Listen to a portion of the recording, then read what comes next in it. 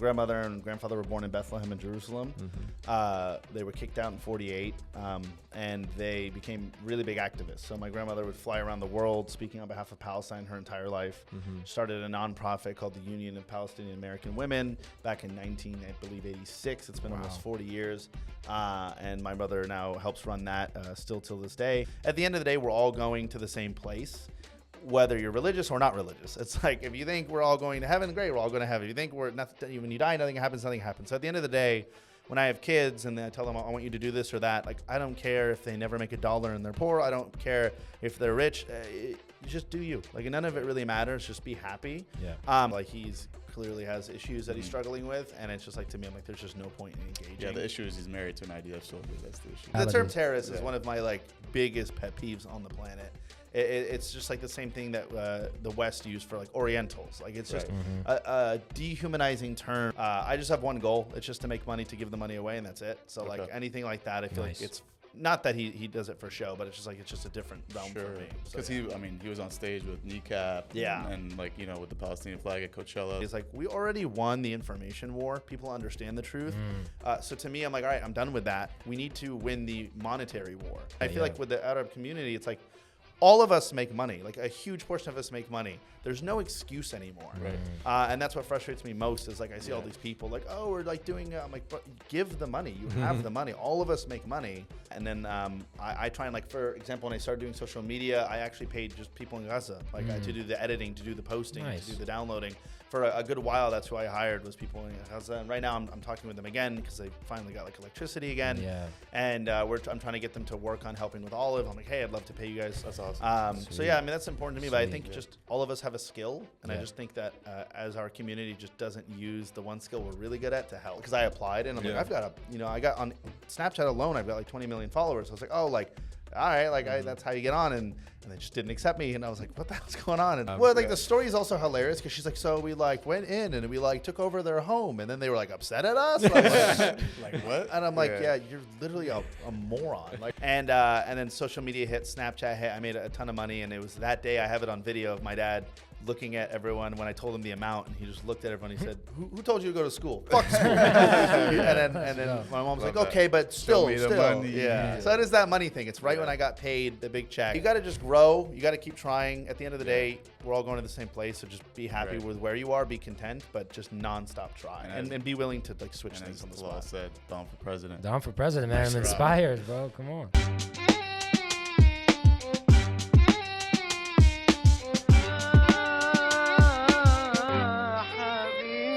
Habibi House. We've met before, right? It's not the first time we see each other. Yeah, bro, you came to my house. He came to your house. That's right. I was gonna say, you raided my fridge. Yeah, the most you were talking to my mom. You were in my backyard. Oh, that's where it was. Okay. Well, yes.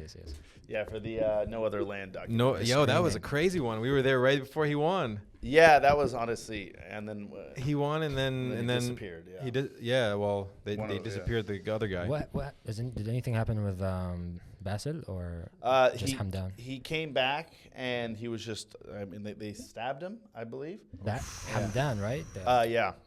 And then IDF took him out of the ambulance, and then they kidnapped him from the ambulance on the way to the. It's insane. Yeah, it's been. We'll definitely get into some of that stuff, but. All right, we got Dominic Andre in the building. Bing, bing, bing, ba, ba, ba, bing. Influencer, creator, businessman. He's a prominent Palestinian Lebanese content creator and entrepreneur. Yes. He has amassed a significant following on platforms like TikTok and Instagram to the tune of like 7 million plus, right? Mashallah, mashallah. What does your press kit say? I'm mostly big on Snapchat too, but yeah. Snapchat too. Snapchat. He's the founder of Olive, a dating app designed to connect individuals from Middle Eastern, North African, Persian, Armenian, Afghan, and Mediterranean descent and their respective communities. And his work often reflects commitment to cultural pride and activism, aiming to bridge connections within the diaspora and celebrate a shared heritage. So Dominic Andre. Better than I wrote it. Yeah. Can we send it to him? Give it up for Dom, man. Welcome to the Habibi House. And we just want to mention this episode is sponsored by Chorus, Palestinian owned. Yo, this shirt is so nice that Talal tried to steal it from me in San Francisco. Right. We almost got into a fight over it. We did almost get into a fight over that shirt. So Right, it is I dope. like it. Of I was course, actually design's gonna so wear fun. like a Palestinian like actual graphic tee too. Really? But I was like, you know, no, I Well, was like, I'll just we wear got it. some for you, of course. Yeah, I we mean, got they some got for us, they're for you, Palestinian for owned. you and Yeah, I your- think I wore mine 4 days in a row, and I knew my assistant was gonna freak out at me if I wore it one more day. So I was like, all right, I'll wear black. The today. same one? Yeah. You couldn't Yeah, give yeah. him So another they're- one? Come on. And then, so it's a premium Duplicates. streetwear brand, redefining tradition through fashion, founded by a Palestinian designer. Chorus merges heritage with modern style, offering a debut of a collection of hoodies, t-shirts, and sweatpants. Crafted from luxurious Pima cotton and inspired by the timeless beauty of Tatriz embroidery. Just a special thank you to our listeners. We're offering 20% off using Habibi 20 at checkout. Come on. You know Let's how go. they feel good. All They right. look good. I mean, the design, like this one's washed out. Like, can't even, you know. We're just going to Photoshop Chorus on your shirt. Yeah, like so, that. yeah. Can I get another copy of Atif's shirt, man? I mean, Yeah, I one really, day. I really like that Inshallah, one. one day. I you'll want get the it. You can premium put that. cotton, man. He's I gonna be want- chasing I want that shirt the forever. tatriz, the traditional design mixed with modern fashion. I mean, I need it. Let's get into it. Yeah. And you're Palestinian. I'm half Palestinian, half Lebanese. Yeah, well, we heard some of your family story when we were at your house. Could you give us like a quick rundown of it? Yeah, so I come from two politically inclined sides of the family. So my mom's side, my grandmother and grandfather were born in Bethlehem and Jerusalem. They were kicked out in 48, and they became really big activists. So my grandmother would fly around the world speaking on behalf of Palestine her entire life. Started a nonprofit called the Union of Palestinian American Women back in 1986. It's been almost 40 years. And my mother now helps run that still till this day. And yeah, so they do that. And then on my dad's side, we come from and on both sides we're from like Ramallah, which is the Christian side in Palestine. And then in Lebanon, we're from the Beirut, but also just the Christian side of like the Christian group on that side. And on that side, my grandfather was a part of the, helped with the entire Kitab and was basically a big funder of it and would do work with them a long time ago. So having my parents kind of get married was very weird for a lot of people. And I actually this is really weird, but I've never met someone that was half Palestinian, half Lebanese until about a year ago. I started to run into a lot of people, and it's very common. Oh, really? But the number one question I get is really? Like those two? Where do they meet? Here at a club here in LA. Wow. Back in, the 70s, yeah, early 80s. I think it was 80, 82, 83. But This yeah. is a refugee love story right there. Yeah. Right. That's dope. That's awesome. It's beautiful. Yeah, so do a lot of people think you're Muslim because you're Arab? Every day, every day I get that nonstop. The tattoos, I'm sure You are a bad Muslim. You're like, I am not time. Muslim. I try not to be disrespectful because it's not disrespect towards the religion. It's disrespect Yeah, towards of the person. course. And I'm like, bro, I don't know what you want me to tell you. I'm also just not religious. So I'm not going to wear a cross. So it's just any which way that mish haram. I was like, Yeah. I'm like, maybe to you. I was like, it's not, I'm not the same. you, so I did have you to. get one of That's those? not how haram works. Did you get one of those at one of the Flash events? No, Yeah. but we are actually, For we're actually having a festival June 21st. Amazing. And I actually found randomly, I don't even know how I found it, maybe they DM'd me, but I found a tattoo company that basically gets a bunch of people to come together, tattoo artists, and they give tattoos for free and donate 100% of the money to Palestine. Yeah. Oh, wow. And so they agreed to come do the event, and they're going to be giving out tattoos at the event. And she was like, how many artists do you want? And I was like, well, we could fit a lot. So she was like, all right, we're going to fill it up. But yeah, we're going to give out stuff like that. But now I have an artist that comes to the house, and he does it. So I've slowly been doing it. I got my Jerusalem tattoo right here with my grandfather's. But yeah. I like the one with the eyes on the Yeah. There you go. That's a dope That's one. fire. Is it Hebir, the ones that are going to the event and giving out free tattoos? Yes. Yeah. Yeah. They're dope. They've raised over $250,000. Yeah. Yeah, It's crazy. she's amazing. I didn't know anything about it, and I was just like, "How does it work?" She's like, "Just tell me where you want us to be, and we'll be there." And I'm like, "All right, perfect." I was So like, it seems like you have a lot of community events at your own place. Yeah. I have a lot of. I just like hosting. Yeah. I just like hosting events in general, and so Olive kind of just came to be through a series of events, and then after that, I was like, "Well, I love throwing events. This is perfect." So we threw a party, and almost 1,000 people applied to come to the party. We let in about 400 or 500 people. I demoed my entire house. I put sand inside the house. I brought a camel in the house. I Like a demoed real camel? The real camel. Where'd you get it? I asked my assistant. I said, "Hey, I need you to get me a camel." And she was like, "What do you mean?" I'm like, "Get me a camel." And she was like, Poor "How do I assistant. she's like, "How do I get you a camel?" I'm like, "I don't know, just get a camel here." Yeah. And she got a camel, and then I took all the walls and I hand built all the furniture, everything. I upholstered all the seating, all Middle Eastern style. All the walls were covered in fabric to make it feel like you're in like Wadi Rum. And I did that for like 3-4 weeks. Everyone thought I was insane, and I was like, "No, we're gonna make this amazing." And it was an absolutely amazing party. I mean, everyone had an amazing time. So yeah. Because your content is built like, what is it again? I do like science education before, but I just like trying everything and building everything. Right. So like whatever it is I can do, I just want to like do it myself. So you're very hands on. So like that was like your content, but in real life. Yeah. I love just do whatever you could think of. I pretty much do. Like that was my whole goal in life, was just to try every single thing at least twice. And so I try that, and which is why like I'm like, all right, I've always wanted to start a tech company. It's been my dream. I'm doing it. So and that's all. So yeah, and that's all of Nice. So How's that going? It's good. We're growing surprisingly faster than I thought. We're getting into like we're close to hitting like 10,000 users already in like 45 days ish, and we haven't really marketed it too much. We have a dating show that's doing really really well. That one is like on track to hit 200,000 views on an hour-long episode. I've been seeing it come up. Yeah. And those clips. Maya, we just filmed 3 episodes with her. With her and a couple other people like 2 days ago, and it's like date behind the curtain, and those are going to be really really funny. So those will be coming out soon, or probably when this comes out. So yeah. Nice. Awesome. Now, if Atif wanted, would you be able to help him hack the system, or since he's an early on user and just get matches instantly? I will say this: I don't know if you've signed up, but you should probably sign up, because we're doing beta right now, and there's like a small group of people, and I'm obviously on there because I need to see how it works. And I'm just getting DM, and I don't know if they're just like, "Hey, nice to see you." So they're just like, they'll message me, and I'm like, "This is work for me," so I can't tell, and I have to be very respectful, because I'm like, I don't know if they're interested or not, but I'm like getting like pretty much like nonstop, because it's not a lot of people on there. Like, but we have thousands on the wait list, and it's growing significantly. But we vet every single person. So if we see anything like anti-Palestinian or pro-Israeli, like, you ain't getting on. So like, I'm very particular about it, and I'm very particular about the people. If you don't look like a good person, if you look like you might cause problems, I get people who complain like, I'm on the wait list. What the hell? And I'm like, well, you're probably not the person that I want on the app then, because if you're already getting mad at me, like I worry that you're not going to be the best person for other people. You sound toxic, man, and we do have a category for that, but I never want to be rude. I don't know what to say to them, because I don't want to be like based on your attitude, but like they freak out on me. Like you just be like, I don't run it. One girl, we do that now because we have like a team that vets it now. But it's so funny. I literally had one girl go like, "It's been an hour and I'm still on the wait list. What the hell?" Wow. I was like, I don't wait in line. Hour. Which is exactly what she says to the waiter. Yeah. Right? So immediately I was like, great. Yeah, All right, now I know not to like do that. And I had meetings with the founders and the team at Raya, the founders of Tinder, to get an idea of like all their shortcomings and stuff. And it was very interesting hearing like how Raya decides people, because it's just not what I thought. So it's very interesting. How do they do it? Their thing is actually like, I thought it was like, because I applied, and I'm like, I've got I got on Snapchat alone, I've got like 20 million followers. I was like, all right, like that's how you get on, and they just didn't accept me, and I was like, what the hell's going on? And so when I talked to them, they were telling me some of the stuff, which I'm sure no one's ever really talked about this, but like, for example, if you like, which is not on my page at all, but I guess you could see in the background, but if you look like you have money and it's like a part of your content, they don't let you on. It's very interesting. They actually just base it off like, are you a really good person? Which is so interesting. Wow. Yeah. And I'm like, well, what does that mean? They're like, not good people on Raya. Yeah. And I was like, really?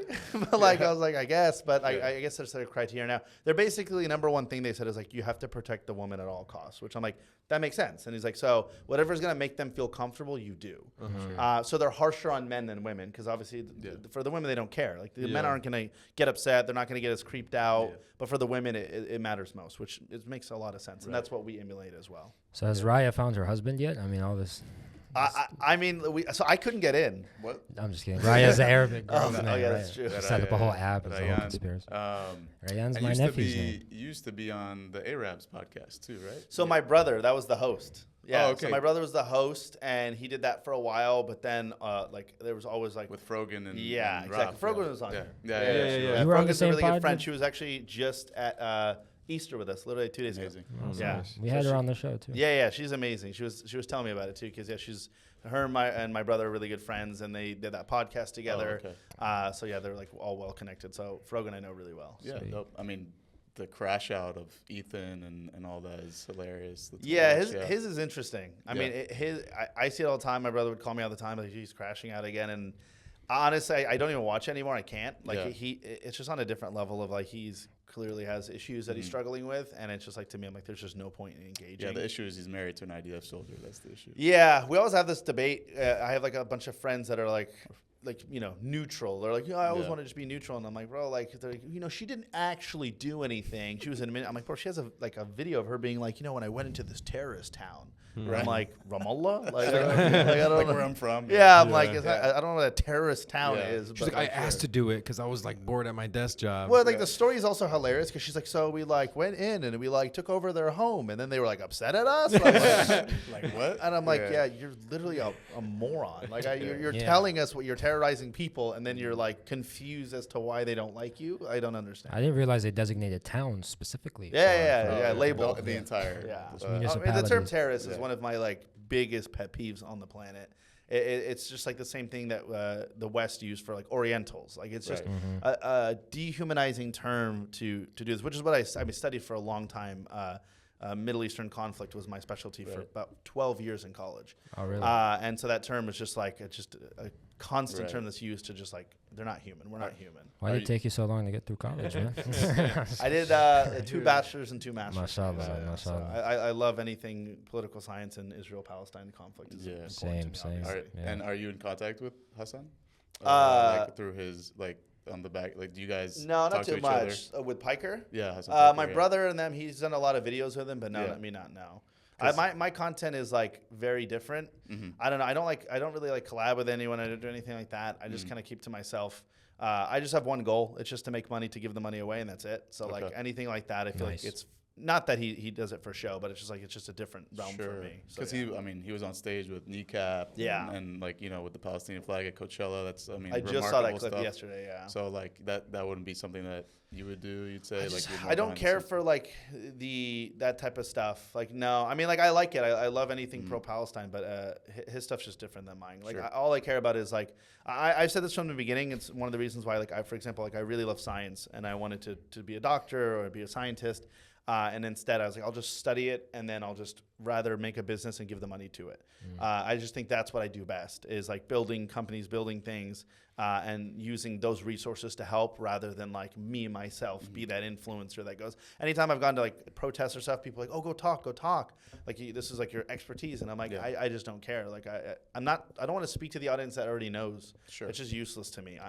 All of this stuff is useless to me. It's good that they do it. It's good that people see it. That's important. But for me as an individual, I'd rather build something. And I think that, like, I've said this, I posted this recently, is like, we already won the information war. People understand the truth. So to me, I'm like, all right, I'm done with that. We need to win the monetary war. Yeah, you're like commerce focused. Yeah, it's like, I'm like, okay, this is all great. People sometimes go like, why aren't you doing this? And I'm like, that's just not where I'm going to shine. Yeah. Like having an extra body at that protest is drastically more useless to me than like me going and donating a ton of money. Yeah. And so that's what I pride myself on doing. Like anytime someone sends me I feel like people are going to start sending it to me crazy, but like they send me a GoFundMe, I will use my credit card and max it out and just donate whatever they need. Because I'd rather do that. I feel like it just does a lot more. And I feel like with the Arab community, it's like all of us make money. Like a huge portion of us make money. There's no excuse anymore. Right. And that's what frustrates me most is like I see all these people like, oh, we're like doing, I'm like, bro, give the money. You have the money. All of us make money. So I don't know what the excuse is anymore. And so I'm like, I'll just do it then. And that's just what I want to do. And you want to remember you had Yusuf on the show, and he was talking about how there are people in Gaza, for example, kids that are building things to survive and stuff. So would you say that you're maybe using your skills to, pass that down to the kids in Gaza and Palestine? Are you doing anything with education? Or like building things for Yeah, their yeah. infrastructure? So that's why my family's nonprofit. Like we fund like the School of the Blind in Palestine and things like that. And then I try and like, for example, when I started doing social media, I actually paid just people in Gaza, like to do the editing, to do the posting, to do the downloading. For a good while, that's who I hired was people in Gaza. And right now I'm talking with them again because they finally got like electricity again. Yeah. And I'm trying to get them to work on helping with Olive. I'm like, hey, I'd love to pay you guys. That's awesome. So yeah, I mean, that's important to me. But I think think just all of us have a skill, and I Yeah. just think that as our community just doesn't use the one skill we're really good at to help. You know, we're all there like screaming and yelling, but I'm like, we won. I don't know the point of this. Yeah. Like the world is behind us. Yeah. It's just the money isn't. Yeah. And we know that the opposition to us is they have money. And so the only way to win this war is through money. So when I was with my ex at the time, I was like, hey, we had a very serious talk. And I'm like, I think I want to run for the presidency. So like if I do this starting today, like the lives are different. We can't have a normal life. I have to prepare for that, blah, blah, blah. Presidency Of America? Yeah. And so I was like, so it's going to be Wow. drastic. Like we had like a really serious talk, and I was like, I want to do this, but like, if you're my partner, like I don't want to do it if it's gonna like something you just do not want to do. It's gonna make us miserable. She's like, yeah, I don't think that's something that like I would be comfortable with, blah blah. So I was like, okay, then I So won't do you it. guys broke up because you want to run for president? No, he was a great guy, and he said. Well, I know. I'm just saying. Yeah, well, no, it wasn't to do with that, Yeah. but it was just like we handled life differently, and I was like, okay, like, and now I'm glad that we got engaged. I was engaged, and then I ended the engagement, and then I just started realizing like now that I'm like single, I've been single for a while, like I'm able to focus back on those things, like. For example, when you're with someone, I can't just take my whole bank account and donate it. Like, Yeah. I get yelled at, and like we have things to do, and you know what I mean. If we want to have a wedding or kids, like we can't do that. But like now being single, it's like, oh, I could do that. So I'm putting my house for sale. I was getting rid of my car. Like it's my dream house and my dream car, and I'm like, I'll just get rid of it. Everyone's like, what's wrong with you? I'm like, I just don't need it. Like there's just no point for this. Yeah, I take a laugh, man. It's incredible. Yeah, but when you're with someone, you can't do that. You know what I mean? Like you have to prepare for the future, save for retirement and your kids, and so I was like, okay, I like this time that I'm in right now because I can be crazy and do something insane, which is dump everything I have into Olive and build something bigger. So yeah. Nice, man. Incredible. Amazing. Yeah. Amazing. It's a smart ploy to also find your next wife. You know, that's funny. I did build it in that way because like it's very hard being not religious in this community. It's very hard being very progressive in this community. You know, I'm very as progressive as it gets, and it's very hard to find someone. So at the time, I was like, okay, like I go on Hinge and I go on all these apps and I hit Middle Eastern only, and I can run through the entire list in like 30 seconds. Yeah. There's just not many of us, and so I was like, this sucks. And I was like, well. I was paying tons of money on these apps because on these apps, people was like, oh, are you desperate? I'm like, no, it's just on Tinder, you got like a 10-to-1 guys to girls. So if you want to be seen, you literally have to pay. Yeah. And it's like $120 per 6 hours. So you could spend tens of thousands of dollars easily. Yeah. And I was like, wow, like there's all this money people waste. Like I could just use the money and pay to build my own app. Yeah. And interestingly, we're getting a vast majority of the people, like a large portion, are first-time downloaders of dating apps in general. And that's a huge thing for us because one, me had been on all these dating apps. I remember everyone. And when I'm talking with friends who are also like me, girls and guys, they're like, oh, I've seen him, I've seen her. Like we all see each other. And it's like this awkward like club where it's like, you're here, you're on Hinge now, you're on this app, you're on that app, but we all see each other. But with this, being able to see the back end, I've never seen these people before. And it's incredible. And we have this feature right now. We're going to take it away for a little bit. We'll bring it back, but you can't screenshot. Because in this community, people go like, I don't want my parents to find out, and so it's like you can't even screenshot and share it to someone. Nice. So Smart. things like that to make everyone feel really safe. So, But so actually right after this, we're headed down to Irvine.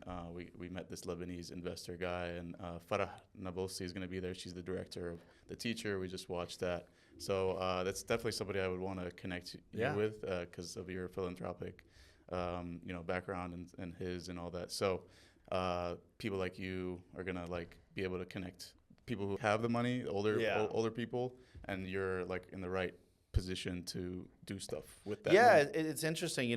That's one of the reasons I've had a couple people approach me, like family, friends, and people like that, like, hey, we want to invest in your app, and I'm like, no. At first, I'm like, okay, yeah, I need the money, and I sat down with my parents. I'm like, look, I've got the house. What if I just take a loan on it? What if I just do this? And like, what are you, crazy? Like, just take the money. They're giving you like a small percent. I'm like, if I want to give away the whole business to a nonprofit, I can't do that if someone owns a percent of it. If I want to like one day go, we made $100,000 this month, and I want to give it all away instead of profit a single dollar, I can do that. But if I have an investor, I can't. And so I was like, I will sell everything. So like I said, I'm selling everything. But with that, a great point is one of the things that we want to do with Olive to help the community and hopefully they pass it forward is that we want to do, hopefully, if it starts making a ton of money, because I don't really want the money, I'd rather like donate it and invest it into people. So like if I want to basically turn Olive into this full networking, system where it's like, if you've got businesses and you want to like connect with VCs or just us, like I'd rather just take all the money that we're making off people, because here's the thing. Most 20-year-olds to 35-year-olds are not donating. It's just the truth. They don't really have the money either. But if I give them a service and they pay me $30, $40 a month, and then I take that $40 a month and combine it with them. Yeah, I donate it for them by being like, okay, I'm going to take the money. Wow. We'll invest in new companies. Then if that company makes money, it's a Middle Eastern company. That guy makes money. We make money. We can donate more. You're like a reverse capitalist. Well, it's like that's the only way. Bro. Like, you know what I mean? That's why I do real estate, but I specifically only build homes and I only build mansions to extract from rich. So a lot of people are like, oh, you do real estate, it's unethical. I was like, no, like the house that I built was in Big Bear. It was no land that had never been developed, and I built a 7,000 square foot house on it, and it's very expensive. So like the only thing it's attributing to is like only rich people can afford it, and I'm able to extract that money from rich people rather than like building apartments and then making money off people. Yeah, down for president, man, for sure. You got my vote. I don't think I can now with my tattoos and free Palestine tattoos. I don't know. Well, maybe not. But you're gonna. What is this? The Illuminati? You're good. You'll be. That's the problem. Yeah. Yes. We'll connect you with Watermelon Pictures. You need a documentary. I just spoke with them. Yeah. I just spoke with them. Yeah. Nice. But yes, there's something there.